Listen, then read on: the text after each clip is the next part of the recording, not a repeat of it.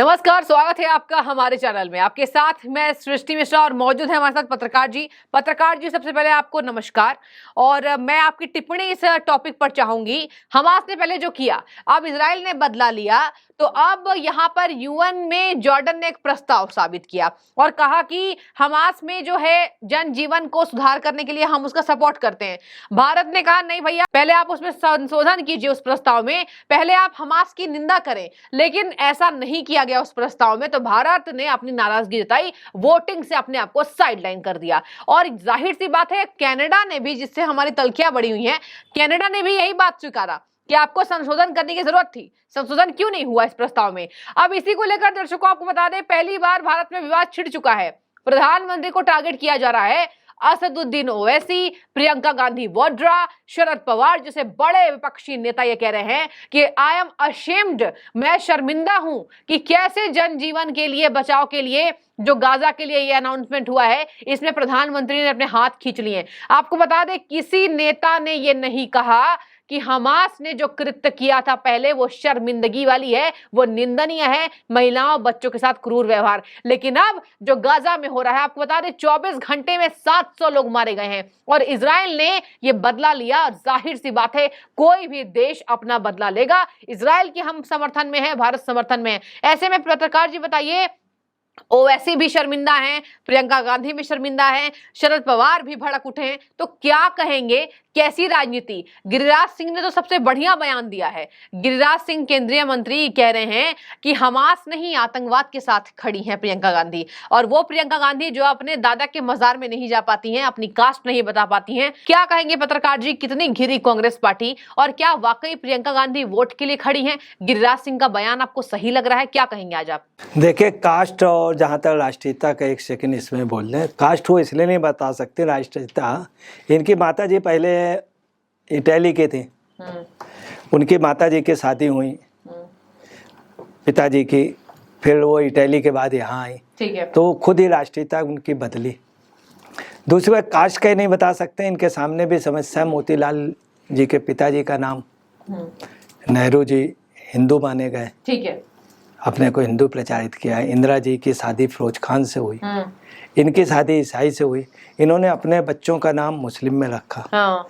तो खैर चलिए, ये लोग इन सब चीज़ों से ऊपर हैं, परंतु कभी कोई फ़ायदा लेने के लिए अपना कहीं दत्ता तेरे गोत्र बनाने लगे, कहीं ब्राह्मण बनने लगे, वो चीज़ गलत है। तो इनका अगर जात देखा जाए तो कहते नहीं 2, 3, 4, 5, तो समझ लीजिए ये मिश्रण जात सभी। इसको हिंदुस्तानी सभ्यता नहीं, एक प्रकार से इसको मिक्स्ड सभ्यता कहिए, जो भी है, मगर हम लोगों को स्वीकार है। सोनिया जी भी चूँकि यहाँ की बहू है, स्वीकार है, ये भी स्वीकार है। अब आइए कि इनके शर्मिंदा की बात। शर्मिंदगी इनको हो रही है, शर्मिंदगी की वजह है। नेहरू जी एक बार चाइना गए, वहाँ थोड़ा सा घूमे, एक बहुत चर्चित वो थी, उसके साथ इनका नाम जुड़ा। तब से लेकर के इस खानदान को नेहरू प्रेम उमड़ गया। नेहरू जी का व्यक्तिगत प्रेम था, इनका उबड़ गया, पूरा खानदान उनके डीएनए में आ गया। आज भी राहुल गांधी को कभी कभी झटके आते हैं चाइना की। देखो चाइना में कितने लोगों को रोजगार देता, विदेश में जाके बोलते हैं। अब आप आइए कि इनको क्यों शर्मिंदा होना है। फिर नेहरू जी ने क्या किया, एक लेडीज थी मैडम माउंटबेटन, स्कर्ट पहनते थे, उनके काफी फोटो आती थी। उनके लिए फिराक गोरखपुरी ने कहा भी था कि फिराक किसी और फिराक में, तो उनको भी भारत ने माना, कुछ नहीं बोला। भारत जब देश से सब अंग्रेज जाने लगे तो उन्होंने कहा मैं भारत तो छोड़ सकती हूँ, मगर मैं उनको नहीं छोड़ सकती हूँ। आप समझ गए होंगे कौन, गुलाब वाले चाचा जी तथा कथित। वो जो जूता पहनते थे, उस जूते का नाम लोफर रख दिया गया। अब आप अंदाज लगा सकते हैं, उसका भी सम्मान किया गया, उनके जूते का भी नाम लोफर जूता आज भी मशहूर है। अब आइए, फिर उनका भी विश्वास किया गया। अब इंदिरा जी थी, फीडल कास्ट्रो का बेवजह नाम हर जगह आगे आगे, बचपन से दोस्ती रही, 12 साल की उम्र से इंदिरा जी की। सारा हिंदुस्तान ने माना, कोई भी बात फिडल कास्ट्रो कहते थे भारत साथ। अब क्या है कि ये नीति थी भारत की, जो भी यहाँ के वजीरे आजम जिसके ऊपर जिसके साथ रहते थे भारत साथ रहता था। इन्होंने उसका लिया यासर अराफात का, मेरा भाई है, जब भी आता था दोनों लोग बड़े उससे मिलते थे, बहुत अच्छी बात। अटल जी ने भी सम्मान दिया, भाजपा ने भी सम्मान दिया, जनसंघ ने ऐसा नहीं किया यासर अराफात को घेर के यहाँ काले झंडे दिखाए हों। देश का प्रधानमंत्री वजीर आजम या देश किसी भी विदेश नीति को अगर तय कर लेता था तो उसको फॉलो किया जाता था। अब इनको इस बात की शर्मिंदगी हो रही है, चूंकि गलत हमेशा देश हित देखा जाता, देश हित, व्यक्तिगत देश को किससे फायदा। इस समय का जो मौका था, उस समय हमास ने बुरी तरह से अटैक किया था, बुरी तरीके से पूरी दुनिया वो कर रही थी, शशि थरूर ने भी किया। उस समय ये सब चुप थे, प्रियंका गांधी की आवाज नहीं निकल रही थी, खामोश थी, तब शर्मिंदा नहीं हुए, तब शर्मिंदा नहीं हुए। कितनी ताज्जुब की बात है, अरे बड़ी दुख की बात है, इंसानियत के कातिल जिंदा हैं, हम इस बात में शर्मिंदा हैं। ये सब जिंदा हैं इंसानियत के कातिल, और जिंदा होके बोल रहे हैं, कितने अफसोस की बात है। जो 7-8 अक्टूबर को हुआ, इन लोगों को बोलना चाहिए, क्या सही है, अभी तक इस पे नहीं बोले और शर्मिंदा हैं। किस बात की शर्मिंदगी? शर्म तो तब आनी चाहिए जब तुम ये भी कहते कि ये भी गलत हुआ है। अब जोड़ा, अब चूंकि इजराइल इनको चारों तरफ से घेर रहा, जिन आतंकवादियों, जिस महिला को ले करके नेकेट करके वहां घुमाया गया, महिलाओं से बदतमीजी की गई, जान से मारा गया, उसके बाद भी बलात्कार किया गया, ये हमास के लोगों ने किया। किसी भी ये जो इंडियाई गठबंधन विपक्ष के किसी लीडर, क्या प्रियंका गांधी बोली? प्रियंका गांधी को इसलिए शर्मिंदा हो जाना चाहिए। कल जो रैली हुई है, हिंदुस्तान के बहुत बड़ी तमाम लोग एक ही उसके इकट्ठा हुए और फिलिस्तीन जिंदाबाद, भारत मुर्दाबाद के नारे लगे हैं, और उनके विरोध में नारे लगे शशि थरूर के। प्रियंका गांधी का क्षेत्र है, राहुल गांधी का क्षेत्र है, केरल जहां से सबसे ज़्यादा सांसद इनके जीत के आए, आधे सांसद इनके, इनको होना चाहिए। दूसरी बात, इस खानदान शर्मिंदा नहीं हुआ, केरल पे इतना जबरदस्त विरोध हुआ, इनको शर्म जो आती है किस बात पे? अच्छी चीज़ों में शर्म नहीं आई। सन 1962 में क्या हुआ है, चाइना से हम हार गए, इस बात में शर्मिंदगी नहीं आई, इस बात में नहीं आई। प्रियंका गांधी को तो क्या कहे नहीं, एक आंख के बदले दूसरी आंख। अरे महात्मा गांधी कहते थे एक थप्पड़ मारो तो गाल कर दो दूसरा। शर्म आनी चाहिए इस तरह की आप बात करें। महात्मा गांधी ने कहा था अहिंसा परमो धर्मा, 3 बंदर लेके साथ चलते थे, उनसे सीख लें। प्रियंका जी उनको पास में रखे, हर वक्त देखे 3 बंदर कहते थे बुरा न बोलो, बुरा न सुनो। ये लोग सिर्फ अब महात्मा गांधी नहीं रहे। अब आपको बताना, केरल में मोपाला विद्रोह हुआ था, हजारों लोग मारे गए थे, वहीं से चुनाव लड़ने गए। कश्मीर के रहने वाले कश्मीर से लड़े, कश्मीर का मुस्लिम इनको जिताएगा नहीं, वहां गए, चूंकि वहां अलगाववाद है, आतंकवाद है। हकीकत में ये लोग अलगाववाद, आतंकवाद का साथ दे रहे और शर्मिंदा हैं।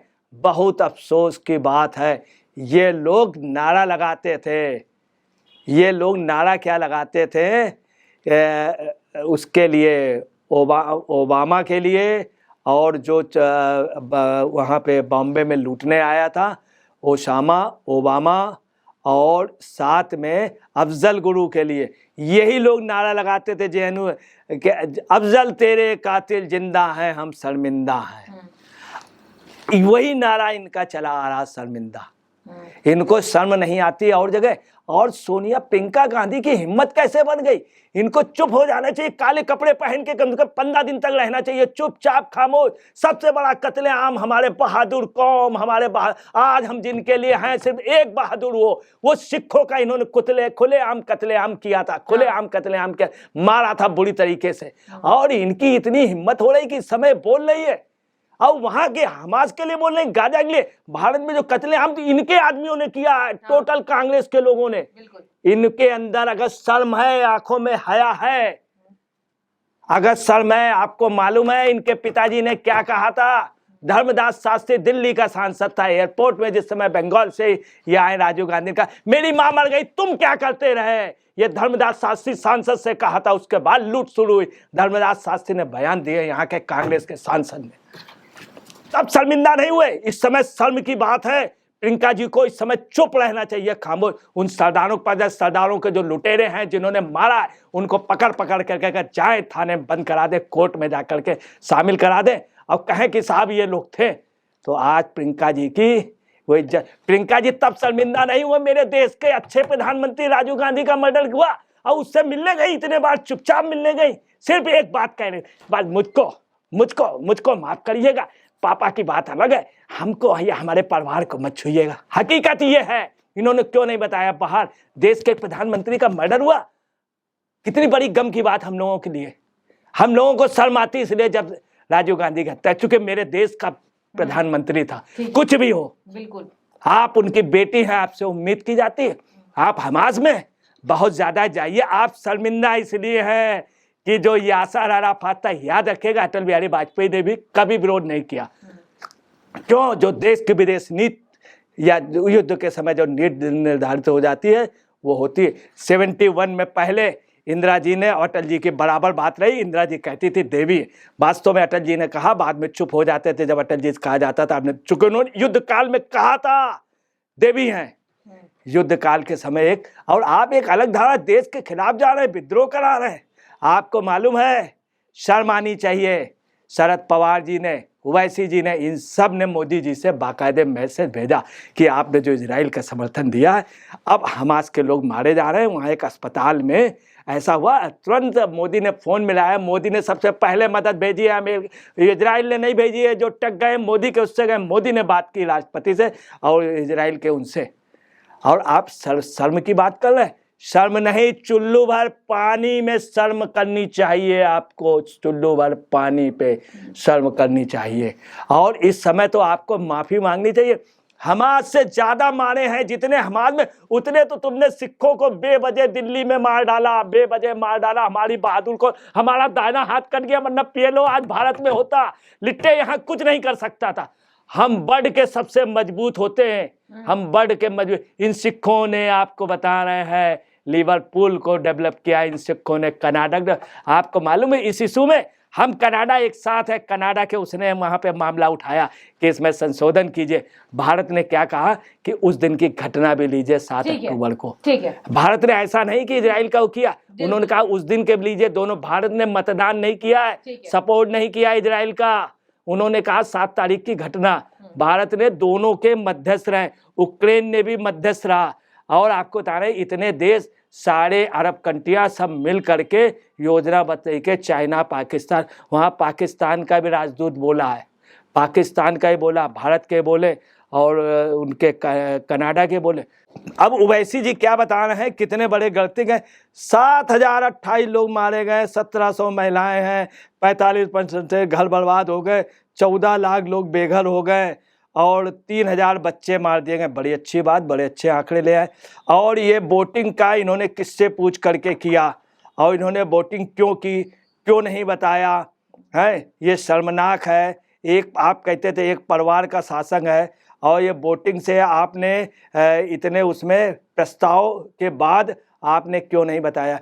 ऐसे बात कर रहे हैं जैसे हिंदुस्तान के विदेश मंत्री या रक्षा मंत्री यही रहे हों। इस तरह का क्वेश्चन करने का इनको राइट नहीं है। और जो भी हुआ है, भारत की जो नीति है, थोड़े दिन की बात है इजराइल के समर्थन से। ऐसा नहीं कि हम लोग कोई बहुत बर्बाद हो जाएंगे, कुछ हो जाएंगे। एक मुद्दे में इजराइल का समर्थन किया, वो देश हित में है। याद रखना, इजराइल के समर्थन से हमारे बहुत संभावनाएं हैं, कई 1 करोड़ लोगों के रोजगार के, कई करोड़ लोगों का। और इसलिए ये एक क्षणिक समझौता है, हो जाने दो, उसमें मुस्लिम्स का भी फायदा होगा, देश की बरकत और मुल्क की हिफाजत होगी। ठीक है, तो पत्रकार जी बिल्कुल आपने सही कहा। मैंने भी ये देखे पोस्ट की, यहाँ जितने मंत्रियों ने विरोध किया प्रियंका गांधी का। उन्होंने यही लिखा कि हम ऐसा नहीं है कि फिलिस्तीन के साथ नहीं है, फिलिस्तीन में भी जो हो रहा है वो बुरा हो रहा है, लेकिन यहाँ पर क्यों आखिर आतंकी संगठनों की निंदा नहीं की गई है। और कांग्रेस पार्टी की 7 अक्टूबर को क्यों नहीं एक भी पोस्ट आई, क्यों ये अक्टूबर के लास्ट महीने में जब गाजा पर हमला हो रहा तो आई। साफ तौर पर राजनीति पूरी तरीके से झलक रही है।